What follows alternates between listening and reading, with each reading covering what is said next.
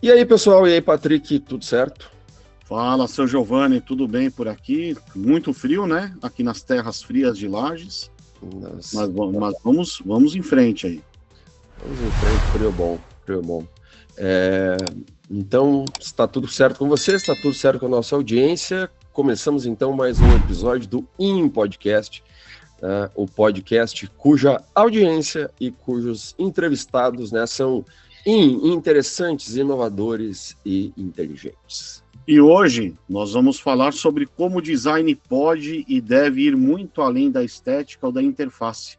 Vamos falar um pouquinho aqui sobre visão de futuro, posicionamento estratégico, influência na tomada de decisão e o papel do design como motor da inovação. Em outras palavras, vamos falar sobre design estratégico. Tema importantíssimo, né, do qual gostamos muito, né, e para isso nós temos a honra de receber um convidado muito especial, né, que o senhor convidou.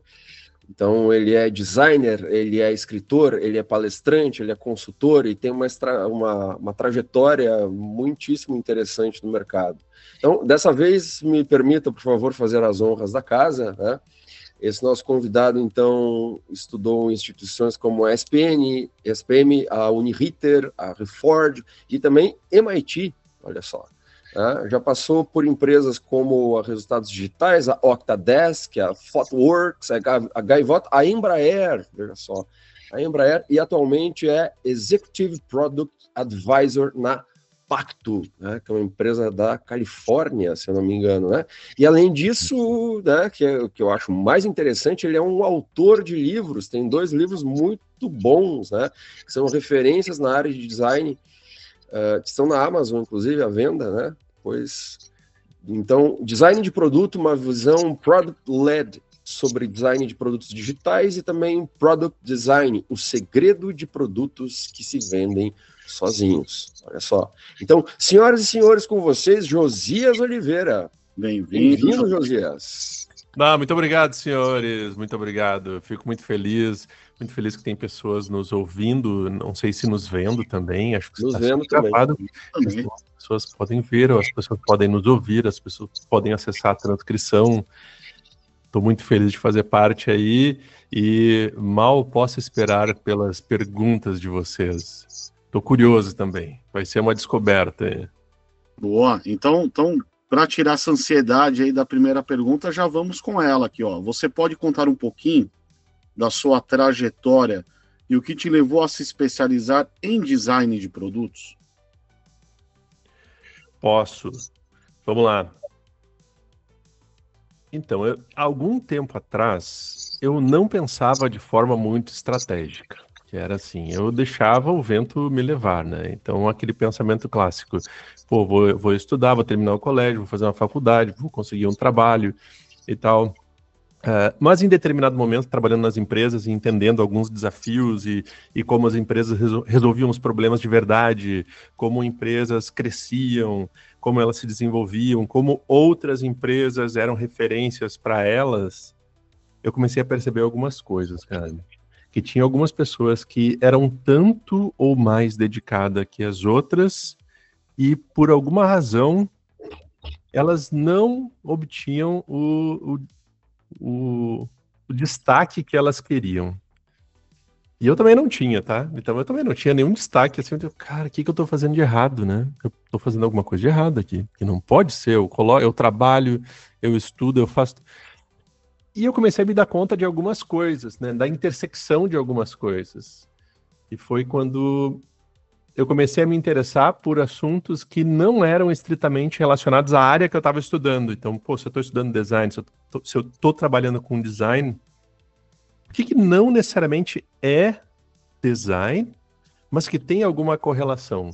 E aí eu procurei fazer uma triangulação das coisas. A primeira triangulação que eu fiz foi com Customer Success, uma comunidade de Customer Success. Customer Success é um conceito que nasceu em 2012, no Vale do Silício, para resolver um problema específico de churn nas empresas de SaaS. E ele nasceu como conceito dentro de uma empresa, aquela empresa desenvolveu, criou uma comunidade, etc. E eu me aproximei dessa comunidade. Então, sou uma pessoa que trabalha com produto, que tem uma especialidade de design e que busquei me aproximar da comunidade de Customer Success, no sentido, o que elas fazem, como que elas aprendem, quais são os desafios que elas têm, quais são os pontos em comuns que nós temos, e meio que eu fiz uma triangulação com essas pessoas. E a partir disso, o que aconteceu? Eu estava num evento de Customer Success no Vale do Silício, e as pessoas perguntavam o que eu estava fazendo lá, qual era a minha ocupação, o que eu fazia. E, você é designer? O que você está fazendo aqui, cara? E quantos outros designers tinham num evento de Customer Success? Eu não vi muitos, 0. Quantos tinham lá? Pouquíssimos, declaradamente, sabe? E depois eu fiz algo parecido com um produto também, num outro conceito chamado Product Led. Tinha uma comunidade nos Estados Unidos e tinha um evento que acontecia lá, um evento que era bem pequenininho, eram poucas pessoas, mas eram pessoas bem relevantes, assim, que trabalhavam em produtos que hoje a gente conhece muito, assim, tipo, por exemplo, o Uber, o Dropbox, o outro que era o CEO do Calendly. Eu assisti uma palestra com o CEO do Calendly lá. E eu fiz essa triangulação de novo. Eu sou designer, mas vou começar a me aproximar mais de produto, para entender mais de produto e me aproximar da comunidade de produto. E as pessoas de novo perguntavam, o que você faz, o que você está fazendo aqui, quem que você é? Eu sou designer. Eu só dizia isso. Porque o que um designer está fazendo aqui no meio de CEOs de empresas? É que eu tive a cara de pau também, era um evento fechado, não era um evento público, assim, que você comprava o ingresso, podia entrar, era um evento que você só entrava com convite. E eu tive a cara de pau de enviar um e-mail e pedindo, eu sou fulano aqui do Brasil, eu queria participar do evento, mas eu não tenho ingresso, não sei como comprar, mas gostaria muito de participar. E eles enviaram o ingresso para mim, para um colega, e aí nós fomos. E eram só CEOs de empresas, então era assim, era o CEO tal, o executivo tal, e o que você é? Eu sou designer. O que esse cara tá fazendo aqui, né? Mas o ponto positivo foi de criar conexões, me relacionar com outras pessoas, me aproximar de uma área que não era uma área que eu estava extremamente confortável, e isso gerou uma certa diferenciação, entendeu? Eram comunidades em que eu não, de alguma maneira, eu não fazia parte, mas acabei fazendo parte, e que eu não era, digamos assim, um membro nativo do clube. E aí eu fui aprendendo coisas nessa técnica de triangulação, assim, né? O que eu posso fazer que é diferente do que vem sendo feito? Como que eu conecto pontos que teoricamente são divergentes, que não são necessariamente associados, e eu me aproximo disso. E foi parecido também quando eu fui trabalhar numa startup de agricultura. O que eu conhecia de agricultura, Patrick? Nada. Eu não conhecia nada de agricultura, exceto pelas plantinhas que eu plantava no quintal do apartamento. E brotavam, sabe, sementinha de feijão no algodão. Esse era o meu nível de agricultura. Depois, aí você está inserido no meio onde você trabalha com grandes empresas enormes do segmento, empresas que são de classe mundial, ou seja, elas atuam em todos os continentes. O produto tinha uma expansão muito grande, ou seja, a possibilidade não só de atuar no Brasil, mas em todo o mundo. Era uma startup, então você tinha que criar um produto do zero e expandir aquilo até ele ser vendido, ou até ser adquirido por outra empresa. E foi algo muito parecido também quando eu fui para a Embraer, porque eu fui contratado como uma pessoa especialista de produto no segmento de aviação. E, de novo, o que eu conhecia sobre a aviação, Giovanni, exceto quando eu pegava o avião e ficava na fila, ou quando meu voo era cancelado, esse era o meu conhecimento, como comprar passagens aéreas. Agora, como que funciona uma aeronave? Como que é o processo de manutenção de uma aeronave? Como que as equipes se comunicam? Então, eu tive também que aprender a parte interna da operação. Como que é a venda de uma aeronave? Quais são os diferentes classes envolvidas? Quais são os segmentos, a defesa, executiva, comercial? Como que é a manutenção de uma aeronave? Ela pode voar quando ela tem um problema ou não? Que tipo de problema permite que a aeronave continue voando? Quando que a aeronave tem que parar e ela fica o que a gente chama de aircraft on ground, que é a aeronave parada no solo e a companhia perdendo dinheiro, porque cada minuto que a aeronave está parada no solo significa que a companhia aérea, que a companhia que é a detentora, a possuidora, a proprietária daquela aeronave, está perdendo dinheiro. E o nosso objetivo como software era reduzir o tempo de aircraft on ground, porque isso resultaria em redução de custos e economia para as empresas. É interessante esse teu depoimento, porque mostra uma pessoa que é extremamente curiosa, intelectualmente curiosa, mas também é exatamente o perfil do designer, né? De querer conhecer as coisas para resolver problemas, né? Diversos, assim. Você sempre foi assim, ou depois que você entrou na universidade e começou a ter esse treinamento de designer, você sempre pensou como designer ou passou a pensar como designer depois que você já era designer? É uma boa pergunta. Eu acho que quando eu estava na faculdade de design, eu não conseguia me enxergar como um designer. Porque as pessoas que eram designers me viam como uma pessoa não designer. Não, esse cara só está interessado em fazer negócio, ele está aqui por outra razão. Mas eu não sou o cara que desenha melhor, eu não sou o cara que tem a melhor ilustração, eu não sou o cara que faz os melhores protótipos, eu não sou o mais experiente no Photoshop, eu não faço a melhor manipulação de imagem, mas eu fiz tudo isso. Alguns anos atrás eu trabalhei num negócio chamado Click RBS, você deve conhecer, João. Eu fazia manipulação de imagens, então chegavam imagens, a gente manipulava as imagens para deixar elas bonitas, que a gente chama de photoshopada e tal. Então, por muito tempo, eu não me identifiquei muito bem com design. Eu estava interessado em gerar negócios, eu quero utilizar design para gerar negócios. Sim. Não, mas você está deturpando o design. Quando eu estudei design, nós tínhamos... As pessoas te falavam isso? Você copia muitas coisas. Mas para mim a cópia é um processo de aprendizado. Eu copio, eu tento melhorar. Algum tempo depois eu começo a atribuir personalidade. Eu adiciono coisas diferentes que não estavam ali e eu transformo aquilo numa terceira coisa. Tudo bem que começou de um jeito, mas ela terminou de outro. Não, mas você começou copiando. Não, mas tem gente que faz do zero, tem gente que pega uma folha em branco e faz aquilo do nada. E eu gostava de coisas que não eram necessariamente vinculadas ao design. Elas eram, por exemplo, vinculadas à matemática. Eu gostava muito de contabilidade. Sabe por que eu gostava de contabilidade? Porque eu não sabia nada de contabilidade. Quando eu descobri que eu ia ter contabilidade no design, os designers odiaram. Claro. Eles disseram assim, cara, o que tem a ver? Eu vim fazer humanas aqui, por que diabos eu tô tendo que estudar exatas? Por quê? Porque a faculdade queria que nós tivéssemos repertório para conseguir conversar com a parte financeira das empresas. Nós tínhamos a mesma carga horária de contabilidade e a faculdade de administração.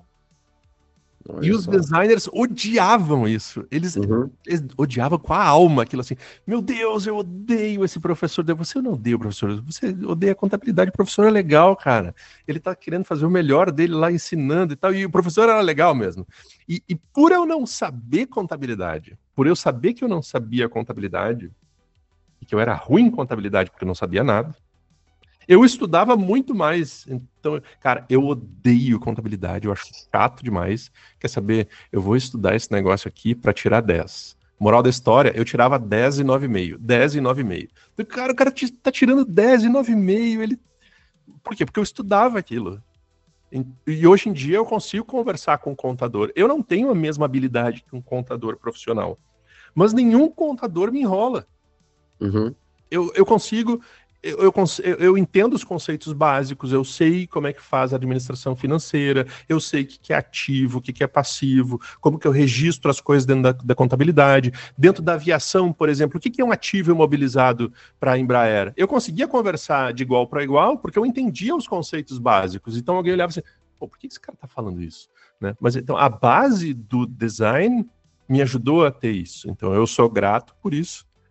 e feliz de ter... E não foi projetada, assim, não foi assim, nossa, foi super intencional em relação a isso?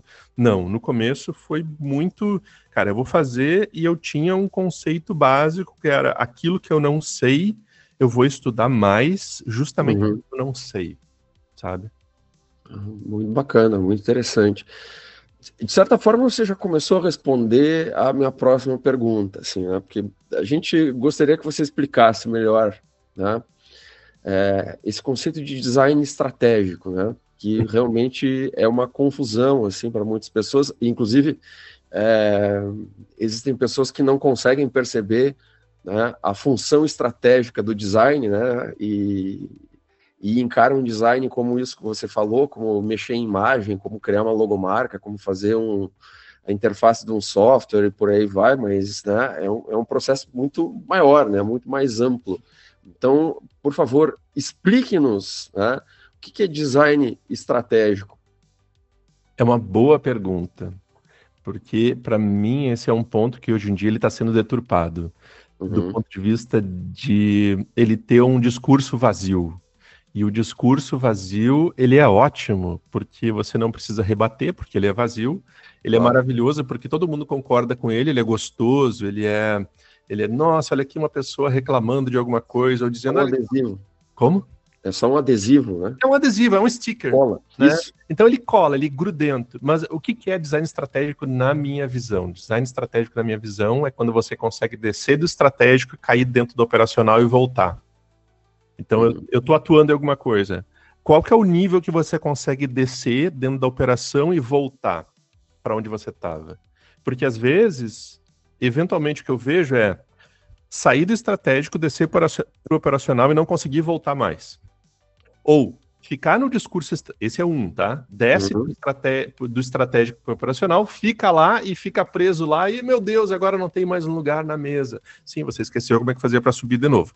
O outro ponto é a pessoa tem o discurso estratégico maravilhoso, mas a partir do momento que aparece a primeira pendenga, o primeiro problema, o primeiro perrengue operacional, a pessoa não consegue descer para ajudar o time.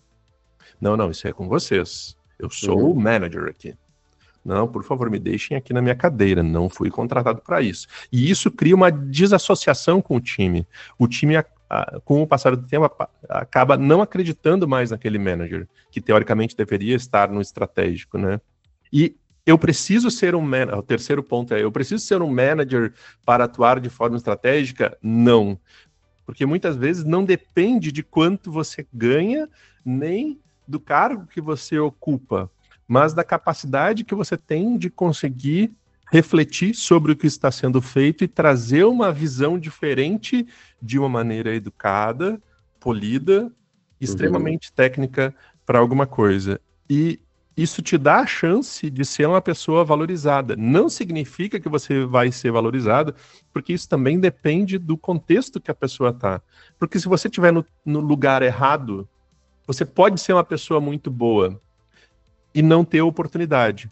Mas isso não impede de você exercitar a capacidade crítica e a resistência de conseguir mostrar alguma coisa de uma maneira diferente, mantendo a educação e a firmeza e tal. Por que eu digo isso? Porque eu errei muito nesse ponto durante muito tempo. E eu pisei na bola várias vezes. E várias vezes eu pisei na bola, fiz a bobagem e depois olhei assim, cara, por que eu fiz isso? Porque era a capacidade que eu tinha naquele momento e tá tudo bem.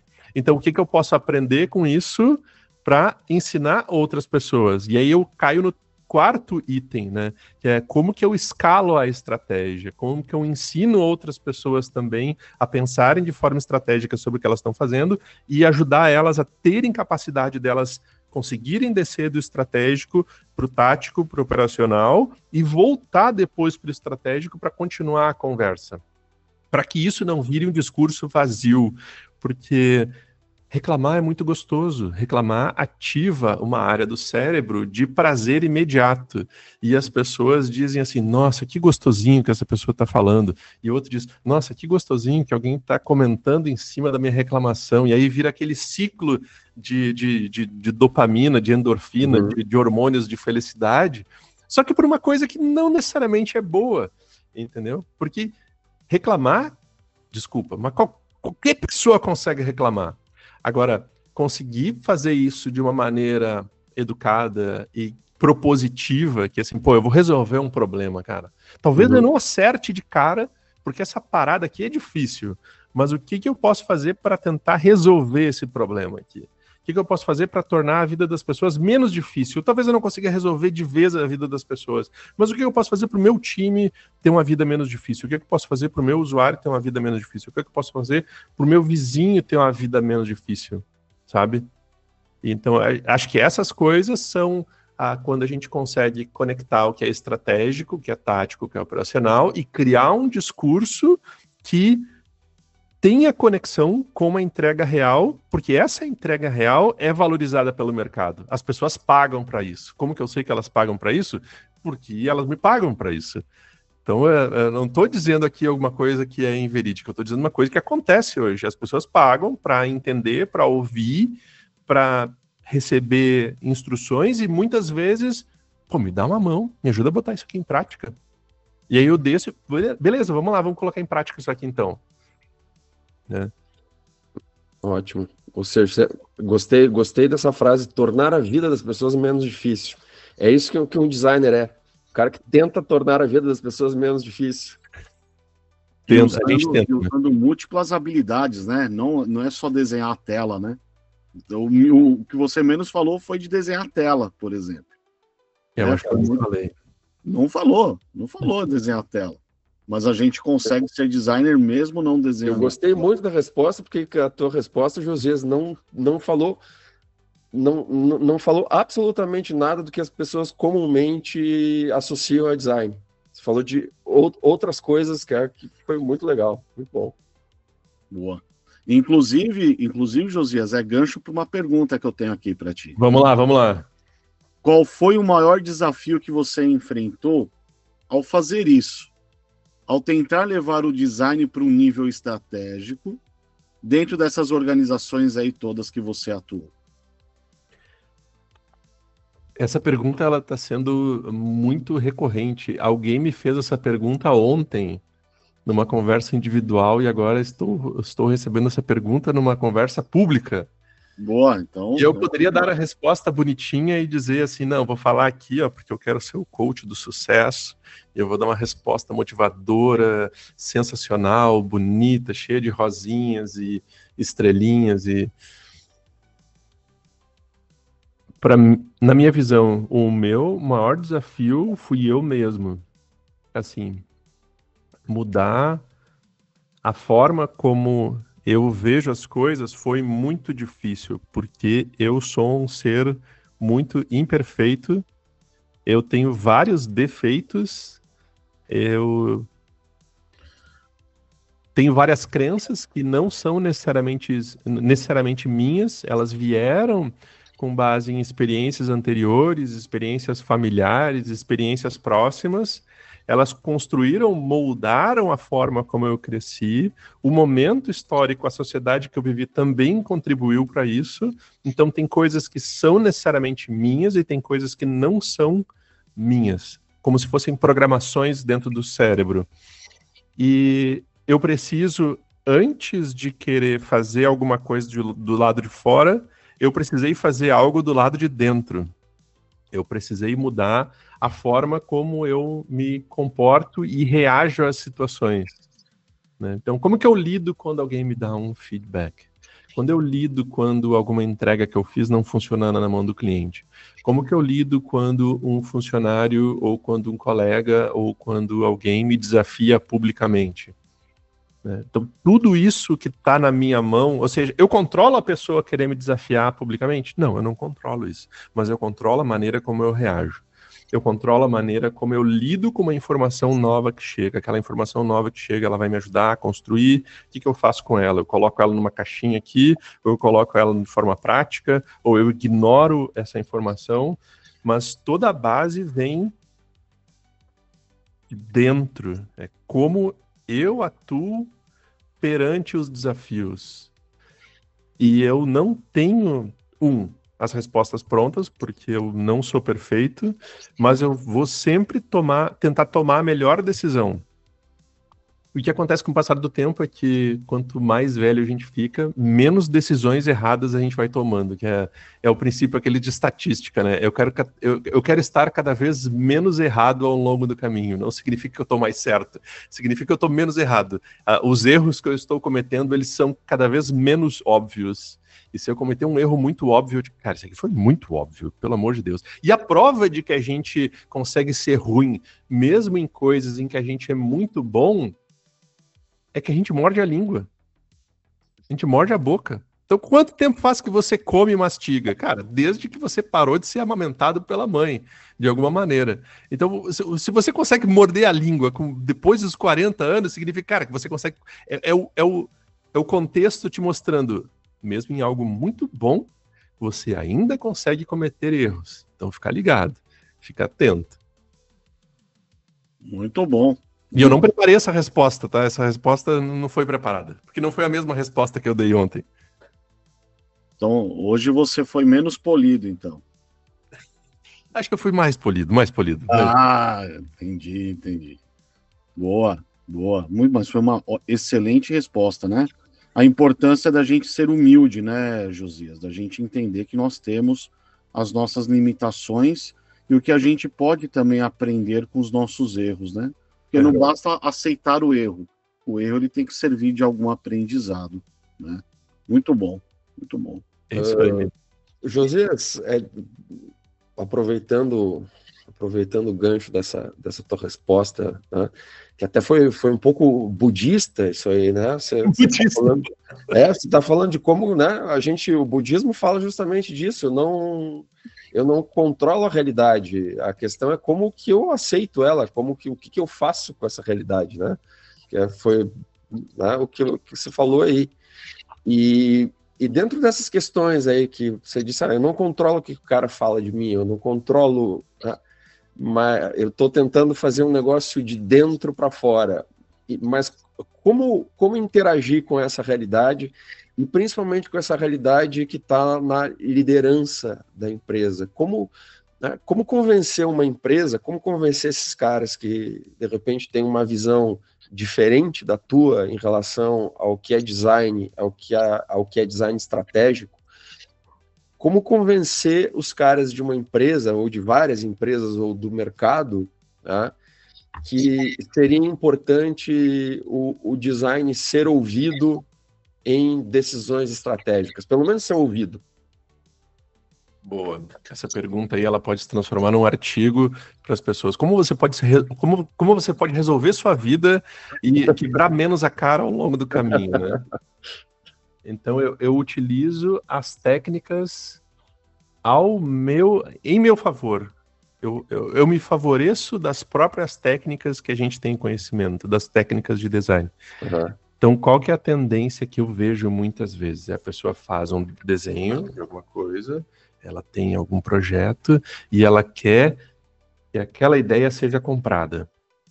E se o Patrick não comprar a minha ideia, o Patrick é malvadão. Patrick, você é muito malvado, que você não gostou da minha ideia. Essa é uma abordagem. Significa que ela é certa ou errada? Significa que são abordagens hoje existentes e que acontecem porque eu vejo acontecer. Mas o que seria uma abordagem anterior a essa? Seria assim, tá, peraí.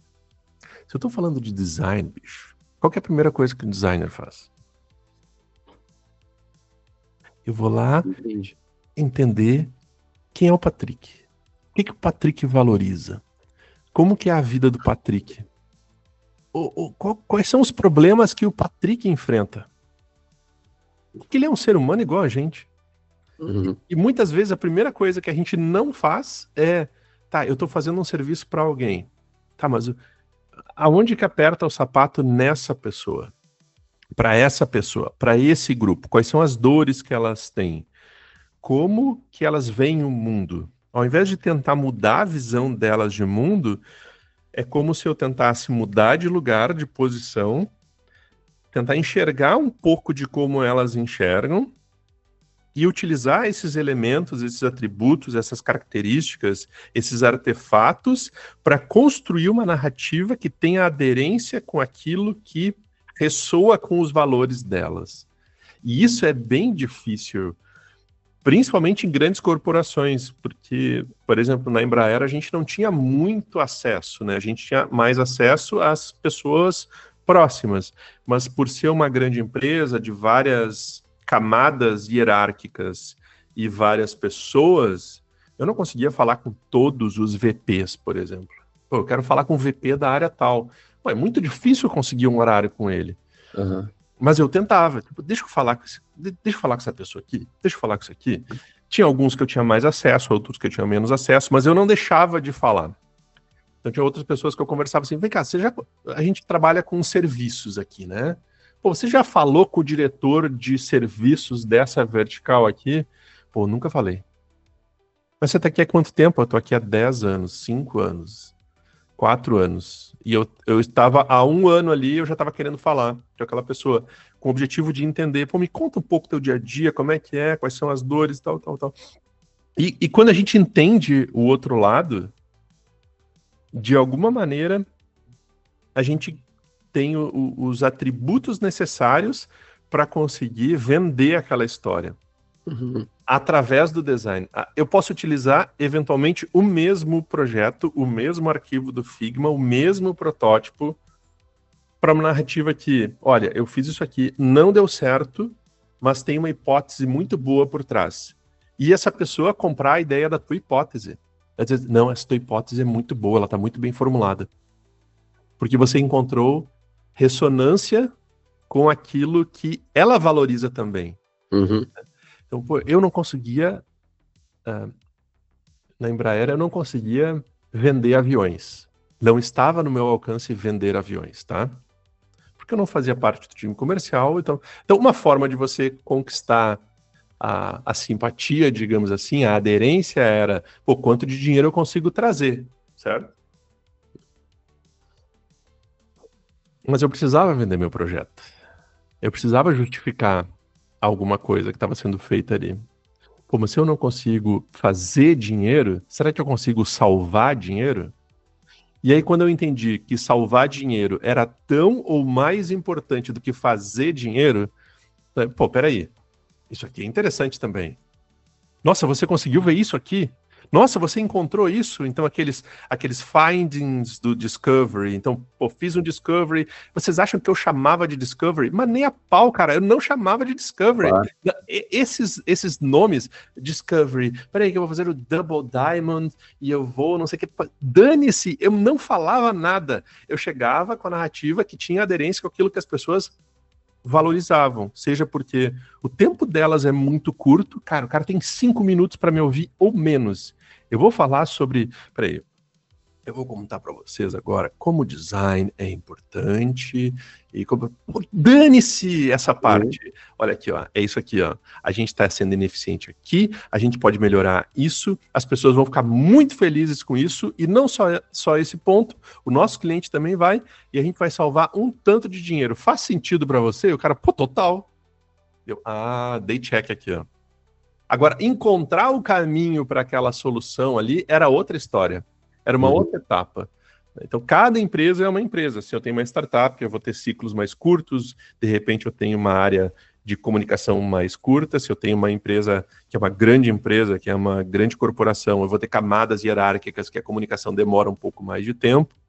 E eu preciso também entender esses timings, assim, essas frequências de tempo de cada ambiente que eu tô para conseguir me comunicar. Eu não posso querer ter muita pressa numa grande corporação, assim como eu não posso ser muito lento numa startup. Então, nota que tem a comunicação, tem o que eu digo, tem o timing, o para quem eu digo, e hoje em dia eu consigo me comunicar melhor, mas as primeiras comunicações não foram muito boas, sabe? Naquele método de tentativa e erro, assim, pô, vou tentar, vou me expressar aqui, não funcionou, o que eu aprendo e vou pro próximo, né? E bora pro próximo. Bacana, muito bacana. E a gente não é via de regra, a gente não é treinado para esse tipo de coisa, né? Ninguém fala isso pra gente. A gente tenta falar alguma coisa nesse sentido depois, assim, que foi ficando velho, eu começo a falar sobre isso para os meus alunos, mas eu lembro, ninguém me falou isso. Né? Certamente ninguém te falou também, né? Né? Porque realmente, se você chega, né, se você chega usando termo técnico, assim, você distancia, né? Você já acabou com a conversa no início, né? E muitas vezes as pessoas têm a visão de que, ao utilizar termo técnico, eu vou ser um profissional mais valorizado. Uhum. Eu vou estar mostrando o meu conhecimento. Ao contrário, né? E ao invés de aproximar, repele, né? Repele, sem dúvida. Muito bom. Aliás, você já comentou em partes aqui algo que eu queria te perguntar, que é sobre essa questão do designer ser mesmo um agente de transformação nos negócios, sabe? Porque a gente fica muito preso ali de o que o design realmente consegue trazer para a mesa no negócio, né? Muitas vezes é só a última camada de produto, né? E isso acontece muito no mercado. Mas você falou agora coisas interessantíssimas, como, por exemplo, eu vou lá e vou falar de custo, de redução de custo, né? Vou falar de virar o jogo aqui, de tá trazendo desperdício, isso aqui vai melhorar o seu negócio, vai trazer mais rentabilidade, né?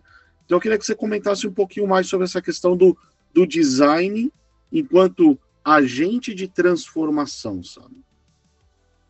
Cara, o design é maravilhoso, assim, porque a gente tem muitas ferramentas à nossa disposição. E eu acho maravilhoso e muitas vezes um desperdício quando a gente não usa isso ao nosso favor. Porque qual é a outra profissão que dá isso pra gente, cara? Eu não consigo ver. O design, ele tá numa intersecção única. E eu fico triste quando as pessoas associam design à capacidade que o Lovable tem de fazer alguma coisa. Não, peraí, aqui, ó, agora eu não preciso mais de designer, porque agora eu coloco um prompt aqui e ele gera a interface, então agora eu vi um post de uma pessoa nos Estados Unidos falando isso, que agora ele não precisava mais de design, ou da pessoa designer, porque agora ele conseguia, através de 4, 5 prompts, gerar um fluxo completo no Lovable.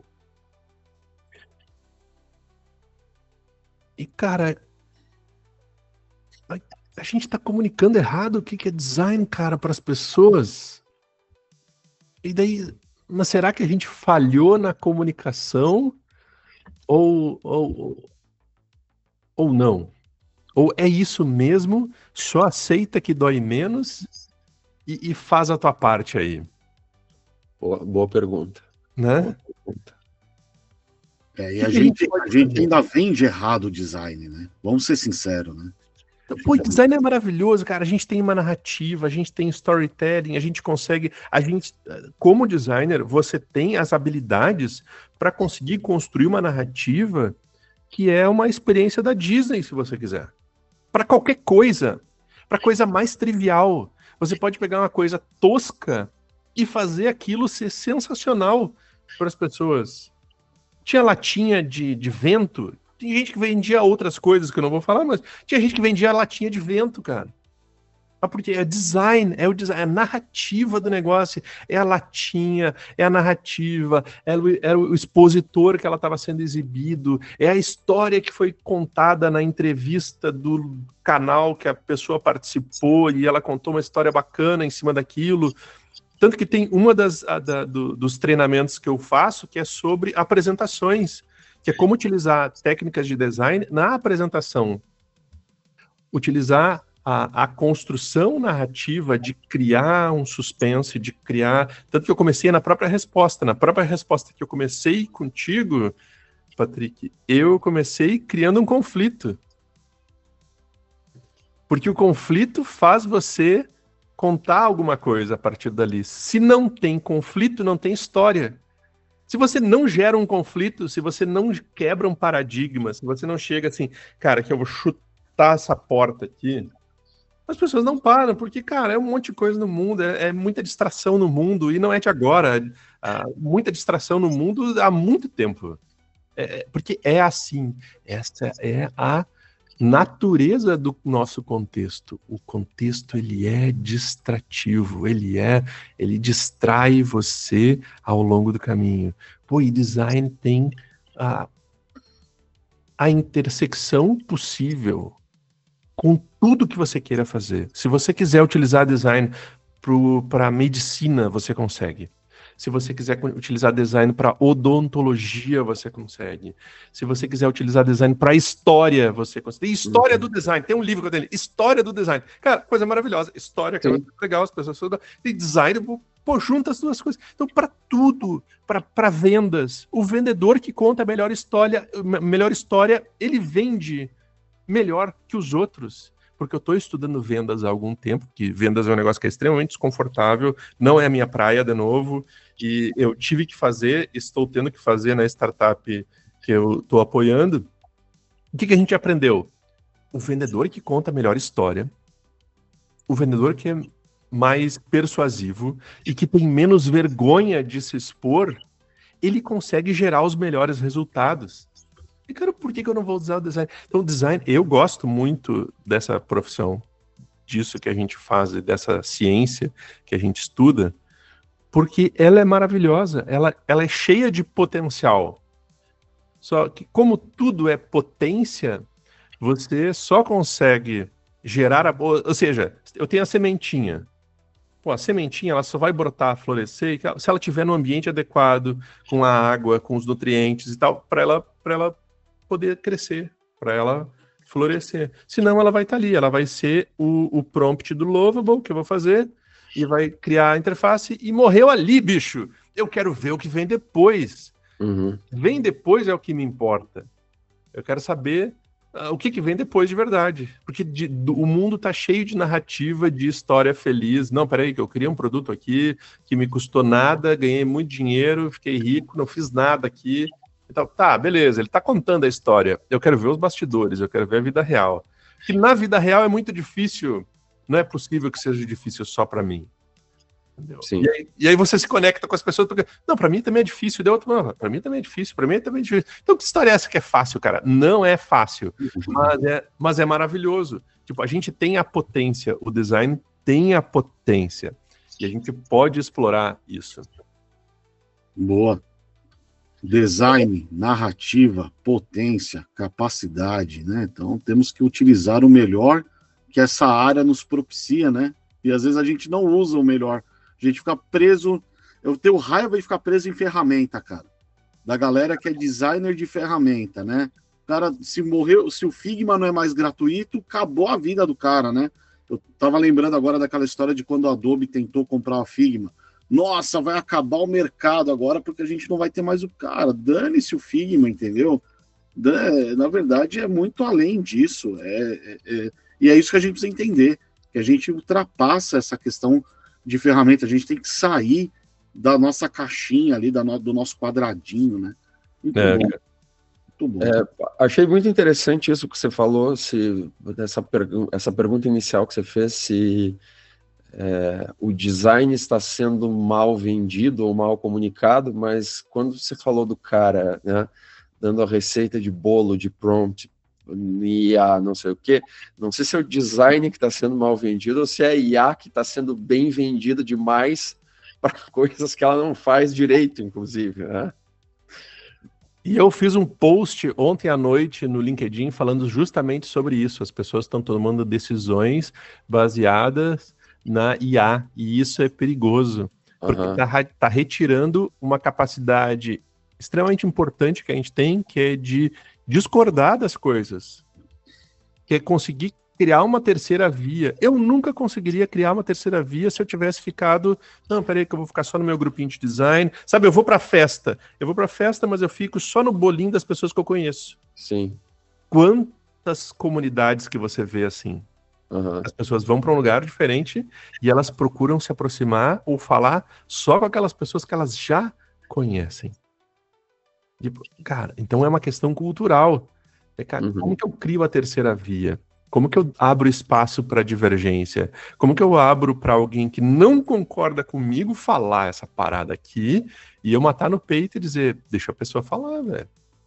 Deixa eu entender o ponto de vista dela também.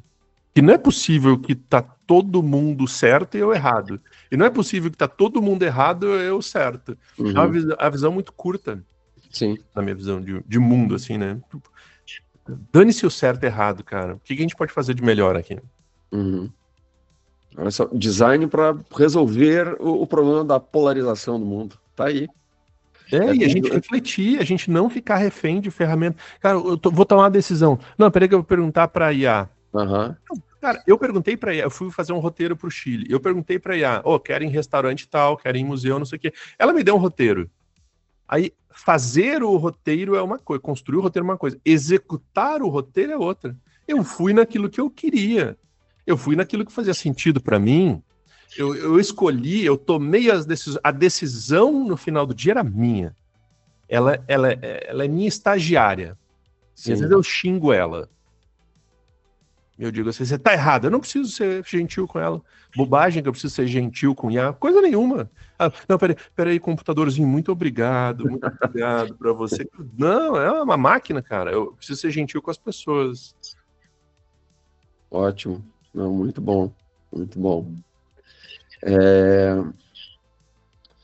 Eu queria ir para um outro rumo da conversa.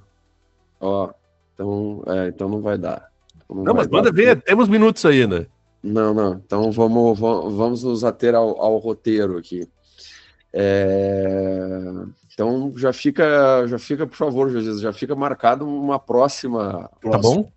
Um próximo episódio, porque aí você abriu a possibilidade de a gente conversar sobre outras coisas que acho que são muito, muito interessantes e as pessoas vão gostar. Mas vamos lá, só para voltando um pouco então ao nosso roteiro e as perguntas anteriores, você falou dessa questão que eu achei muito bem articulada, da questão de você, beleza, eu estou no estratégico, mas eu tenho que ir para o tático, para o operacional, e depois eu tenho que conseguir voltar. Né? Muitas vezes existe uma dissonância, né, entre essas esferas dentro da empresa. O tático pensa, por exemplo, o operacional vislumbra uma coisa que os caras o estratégico vislumbra uma coisa que o pessoal do operacional diz assim, isso aqui não vai funcionar nunca, esse cara não está aqui. Né? Então, como é que você consegue transitar, né, por essas esferas, e como é que o design consegue ajudar a fazer com que essas esferas se articulem melhor, se entendam melhor dentro da empresa? Como se fosse uma espécie de lubrificação, né? Isso mesmo. O que é a lubrificação na minha visão? É comunicação.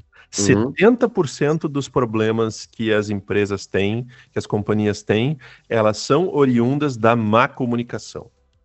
Tem algum problema de gestão ali? Tem. Tem, cara. Eventualmente tem. Mas a grande maioria das vezes é comunicação. 100% de certeza. Como dados empíricos. Eu vi esse negócio acontecer e empresas diferentes, com pessoas diferentes, com grupos diferentes, pessoas que não se conhecem. Cara, não é possível que está acontecendo o mesmo problema aqui. É um problema de comunicação. É como... sabe, é que tem um ditado antigo que dizia assim, eu não sou responsável pelo que você entende. Eu só sou responsável pelo que eu digo. Já ouviram esse aí uma vez? Sim. Isso se repete de geração em geração de cara. Não, eu sou extremamente responsável por tudo aquilo que a pessoa entende. Se ela não entendeu o que eu quis dizer, é minha responsabilidade mudar a minha comunicação, ajustar a minha comunicação. Cara, não funcionou. O que eu posso fazer para ajudar essa pessoa? E aí tem os dois lados. Porque eu vejo também, muitas vezes, o esforço da diretoria de querer ajudar, porque eu tenho vivido esse lado mais próximo. E muitas vezes eu percebo a ausência do interesse de entender o outro lado também. Tá, peraí, cara. O cara só me enche o saco. Eu vou perguntar pra você assim, quantas pessoas na sua vida que te enchem o saco? Porra, tem muita gente na minha vida que me enche o saco. Então, mas esse cara aqui pelo menos te paga, não te paga? Dos que me enchem o saco, são poucos que me pagam. Então, peraí, dá uma chance pro cara. Porque você tem algumas alternativas, que é, cara, você tem a alternativa de continuar na empresa, e fazer o seu melhor e achar que você tem um futuro ali, ou você pode fazer o seu melhor na empresa, continuar na empresa, mas ao mesmo tempo buscar uma oportunidade melhor em outro lugar e continuar a vida. Uhum.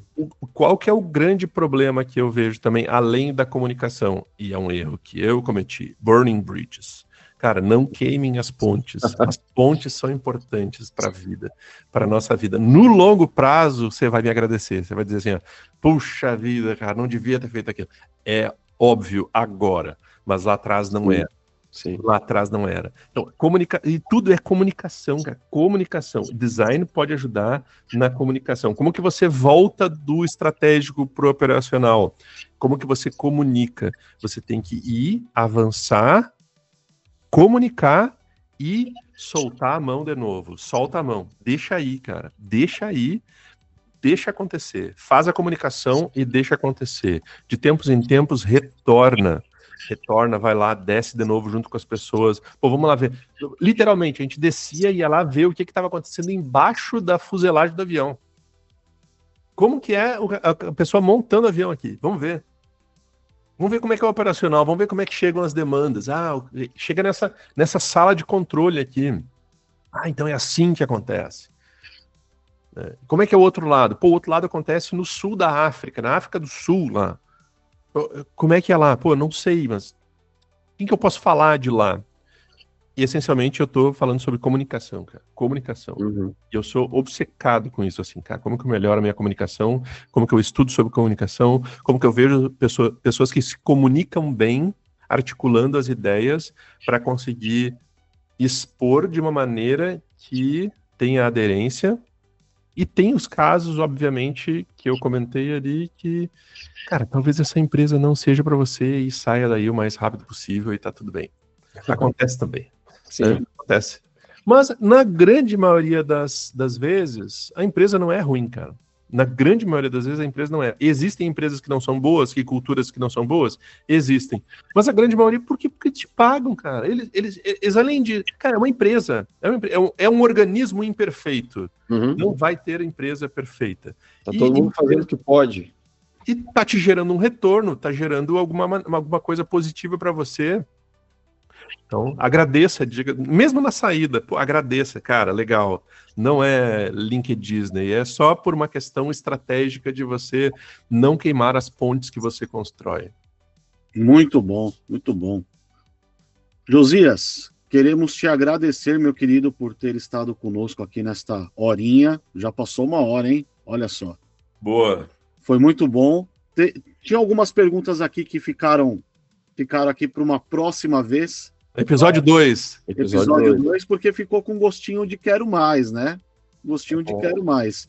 E você trouxe muitas coisas importantes aí que nos fizeram pensar demais e tenho certeza que quem assistir a gente também vai refletir muito sobre o assunto. Então, meu querido, muito obrigado. Muito obrigado pela sua participação. Muito obrigado para vocês. Pô. Muito legal. E foi muito bom também, Josias. Foi muito legal. Já, por favor, tô falando sério, já vamos marcar o episódio 2, porque foi muito boa conversa mesmo. Muito boa. Vamos sim.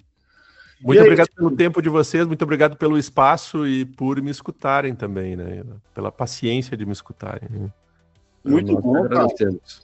A gente que agradece. E é isso, pessoal. Muito obrigado por estarem conosco. Lembrando, né, que nós temos as nossas redes sociais, o InPodcast Oficial. E se você gostou desse papo, já deixa a sua curtida, já se inscreve no canal, compartilha, para que mais pessoas possam conhecer e ter acesso a esse conteúdo, tá bom? Então, até o próximo episódio do InPodcast. Um abraço, pessoal. Valeu, até mais.